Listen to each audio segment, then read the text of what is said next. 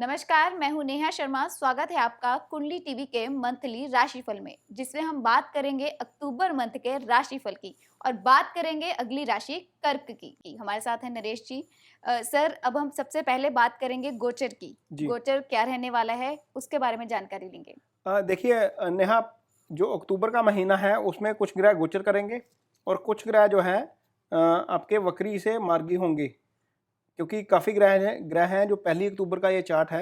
1 अक्टूबर के मुताबिक ये ग्रहों की स्थिति है। 3 ग्रह 1 अक्टूबर को वक्री चल रहे होंगे, बुध, गुरु, शनि। ये राशि जो है वो मार्गी हो जाएंगे। शुक्र और बुध का राशि परिवर्तन होगा। सबसे पहला जो राशि परिवर्तन होने जा रहा है वो नेहा होने जा रहा है शुक्र का। ये यहाँ पर तुला राशि में गोचर कर रहे हैं 1 अक्टूबर को। 2 अक्टूबर को ये गोचर करके पंचम स्थान में आ जाएंगे इस राशि के लिए, कर्क राशि के जातकों के लिए। यहाँ से हम देखते हैं तो शुक्र का राशि परिवर्तन यहाँ हो जाएगा। उसी दिन नेहा बुध राशि परिवर्तन करेंगे, लेकिन बुध चूंकि वक्र चल रहे हैं तो ये वक्र में अवस्था में चलते हुए अपनी राशि में, कन्या राशि में चले जाएंगे, यहाँ पर चले जाएंगे। तो ये दो राशि परिवर्तन पहली 2 तारीख को ही हो जाएंगे, यानी कि 2 अक्टूबर को ये राशि परिवर्तन हो जाएगा। उसके बाद यहाँ पर नेहा शनि जो है वो वक्र अवस्था में चल रहे हैं। मकर राशि है शनि की, अपनी राशि है, यहाँ पर वक्री अवस्था में चल रहे हैं, ये यहाँ पर मार्गी हो जाएंगे। तो ये तीसरा जो है मूवमेंट होगा प्लैनेट्स का अक्टूबर महीने के दौरान। इसके बाद जो चौथा मूवमेंट होगा वो होगा सूर्य का। सूर्य यहाँ पर चल रहे हैं और 17 अक्टूबर को सूर्य यहाँ पर आ जाएंगे, यहाँ पर चौथे स्थान में आ जाएंगे कर्क राशि के जातकों के लिए। इसके बाद 18 अक्टूबर को गुरु जो है यहाँ पर वक्री चल रहे हैं, ये मार्गी हो जाएंगे जी।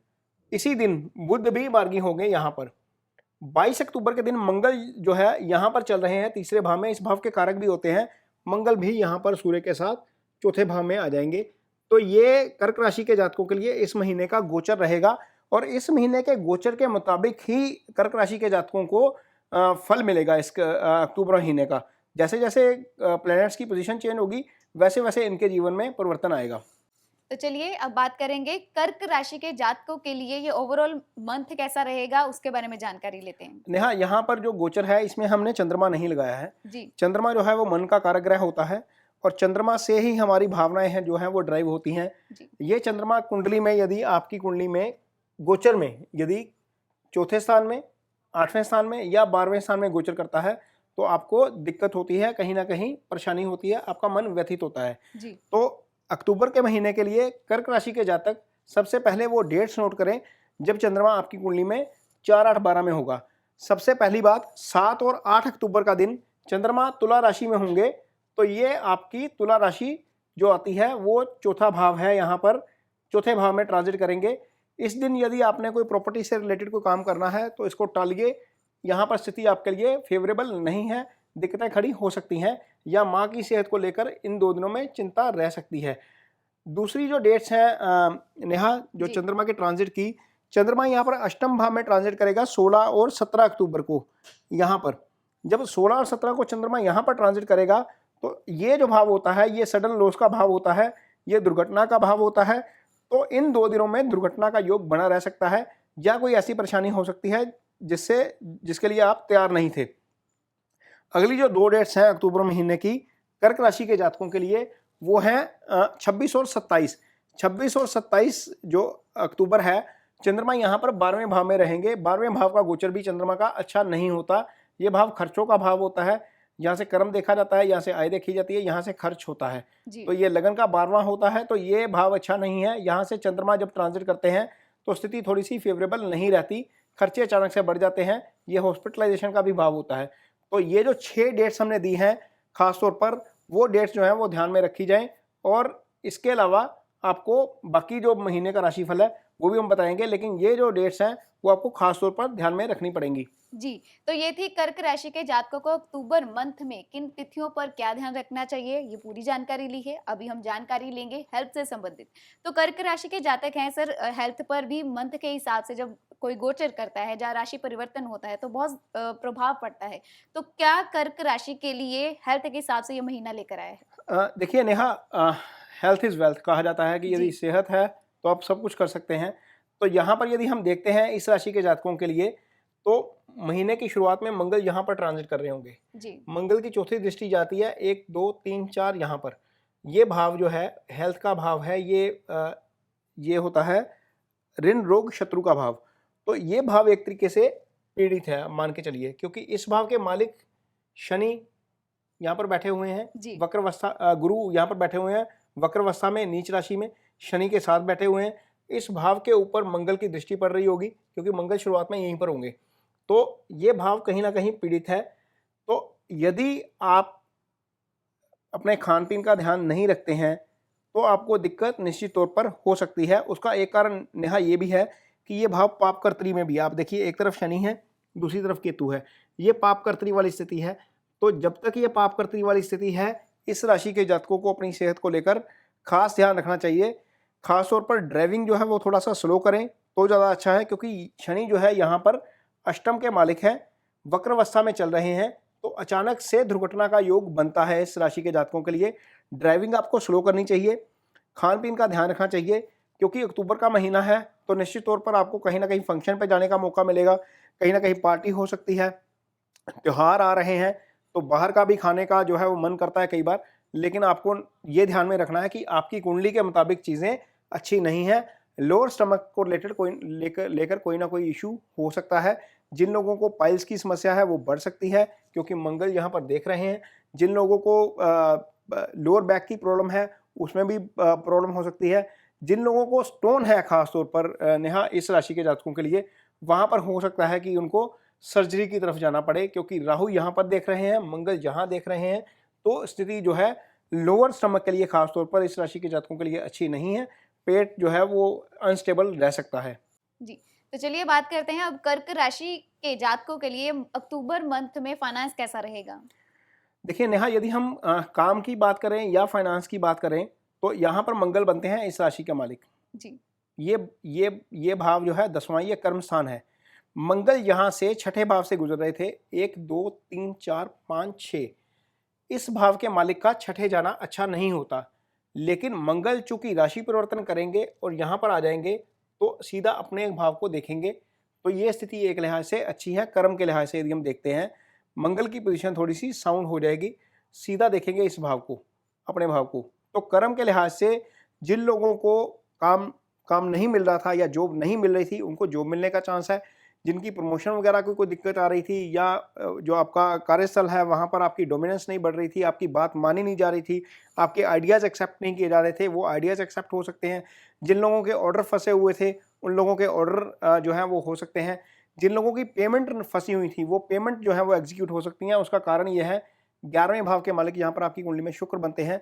शुक्र यहाँ पर आ जाएंगे 2 तारीख को, यहाँ से सीधा अपने भाव को देखना शुरू करेंगे, इसको मजबूती देंगे। तो यदि आपका कोई पैसा बाहर फंसा हुआ है, क्योंकि राहु यहाँ पर है, तो आपका पैसा जो है वो रिकवर हो सकता है। आपके पेमेंट्स का जो है वो ऑर्डर आने शुरू हो जाएंगे, ऑर्डर के पेमेंट आने शुरू हो जाएंगे। मनी का फ्लो जो सर्कल चलता है एक बिजनेसमैन के लिए, वो चलना आपका शुरू हो सकता है। खास तौर पर नेहा, जिन लोगों का काम लग्जरी से रिलेटेड है, या जिन लोगों का काम डेकोरेशन से रिलेटेड है, जिन लोगों का काम कॉस्मेटिक का है, जिन लोगों का काम कोई वेडिंग मैनेजमेंट का है, उन लोगों के लिए, होटल्स के लिए, कॉस्मेटिक्स के लिए, जो बुटीक का काम करते हैं उनके लिए, जो कपड़े का काम करते हैं उनके लिए चीज़ें जो हैं वो अच्छी होनी शुरू हो जाएंगी, क्योंकि शुक्र ही इस भाव के मालिक आपके मालिक भी हैं, और वो यहाँ पर देख रहे हैं। शुक्र की एक राशि यहाँ पर है, ये सुख स्थान होता है। तो सुख स्थान का मालिक पंचम में जाकर भाग्य जो है आपके अर्निंग स्थान को देख रहा है, आय स्थान को देख रहा है, तो अर्निंग्स ठीक हो जाएंगी। मंगल यहाँ पर इस भाव को मजबूत करेंगे, शुक्र इस भाव को मजबूती देंगे, तो आय के लिहाज से मोटे तौर पर स्थिति जो है वो ठीक है। गुरु भी यहाँ पर मार्गी हो जाएंगे, मार्गी होकर ये ऑलरेडी यहाँ पर 11वें भाव को देख रहे हैं। दो शुभ ग्रह शुक्र और गुरु दोनों 11वें को देख रहे हैं, तो इनकम को लेकर इनकम का फ्लो निश्चित तौर पर बढ़ने के आसार हैं। जी, तो इसी के साथ बात करेंगे अब रिश्तों की, यानी कि रिश्ते हमारी जिंदगी में अहम स्थान रखते हैं। कर्क राशि के जातकों के लिए अक्टूबर मंथ में रिश्ते क्या लेकर आए हैं वो भी चर्चा करते हैं। नेहा, ये राशि ऑलरेडी एक्टिवेट चल रही है। जी। गुरु और शनि सीधा देख रहे हैं सप्तम दृष्टि से।